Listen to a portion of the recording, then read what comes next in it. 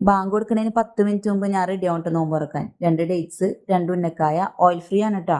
പിന്നെ ഹൈഡ്രേറ്റിങ്ങും ഫില്ലിങ്ങും ആയിട്ട് ഇരിക്കാനായിട്ട് ചിയാസിലിട്ട് കുറച്ച് തണ്ണിമത്തൻ, വെള്ളം. No fancy dishes. പിന്നെ സ്ട്രെയിറ്റ് നിസ്കാരം. ലൈറ്റായിട്ട് കഴിച്ചാലും നിസ്കരിക്കാൻ വലിയ പ്രയാസം തോന്നില്ല. റമദാൻ ടൈമിൽ നൈറ്റ് റുട്ടീൻ ഏകദേശം ഇങ്ങനെയൊക്കെ തന്നെ ആയിരിക്കും. നിസ്കാരം കഴിഞ്ഞാൽ കുറച്ച് അല്ലറ ചില്ലറ പണികളുണ്ടാവും.